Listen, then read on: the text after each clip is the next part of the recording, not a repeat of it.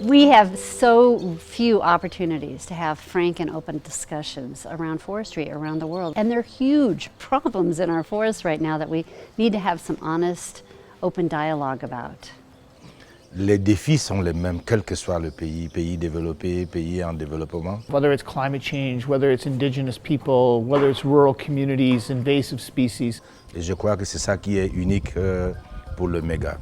Nous parlons ouvertement, nous échangeons nos problèmes, nous partageons certaines de nos solutions et nous voyons qu'il y a des résultats. If we are interested in actually dealing with global issues, we should actually have global networks. MegaFlorestais actually provides that particular forum, that global effort to move us towards sustainable forest management.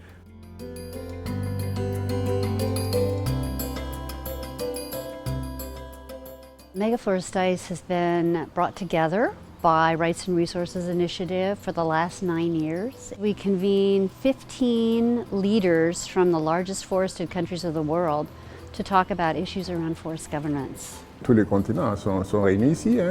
Vous avez l'Afrique, où nous sommes présentement, qui accueille cette réunion pour la toute première fois. Nous avons les États-Unis, nous avons l'Amérique, disons, latine, nous avons l'Asie. C'est vraiment une réunion qui rassemble toute la communauté mondiale. You're having top forest leaders in the world gathering here in Boya.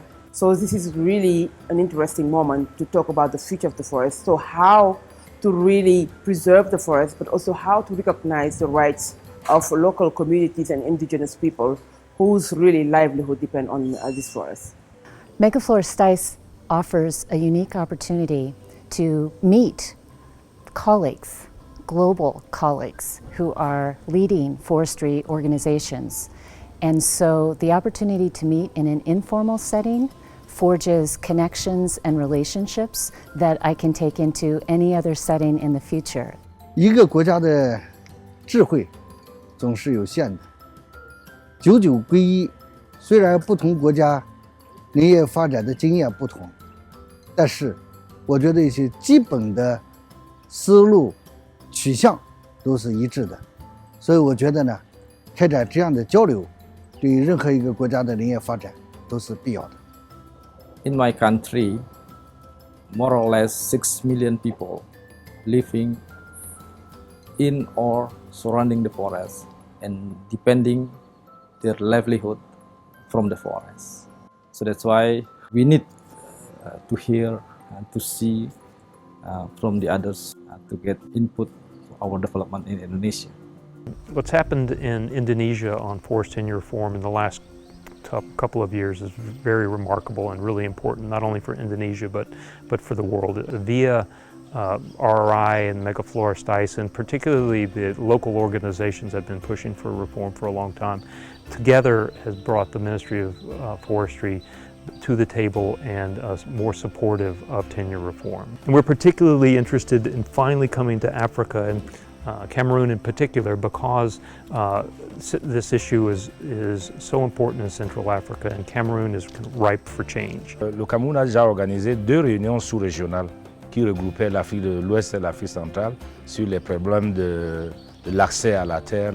Le gouvernement est en train, à 3 projets maintenant en discussion, la réforme foncière, la réforme sur l'exploitation minière et la réforme sur les forêts. Nous avons aussi engagé ce qu'on appelle la formation des juniors, ceux qui demain vont être les nouveaux leaders dans les administrations forestières. Et ça a été à cause effectivement des liens que nous sommes créés dans le cadre de Mega. It's not just about the leaders and the forest agencies and the meeting, it's all about the people. MegaFlorestais has given them an opportunity to take a deeper look at kind of what their agencies are doing, and it's given them an opportunity to make some corrections about how they treat people in their own countries.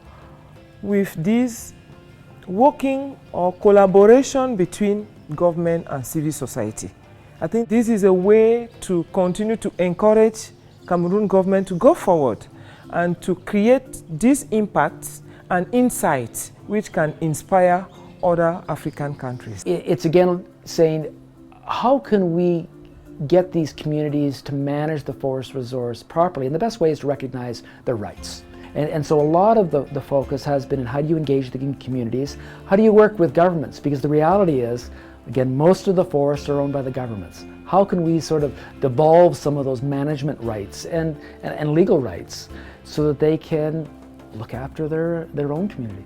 MegaFlorestais is about big forests, and big forest is about livelihood, and it's about communities. It's not about trees only. Communities depend on the forest, so their rights need to be recognized, and they need to have access and control and own the forest resources.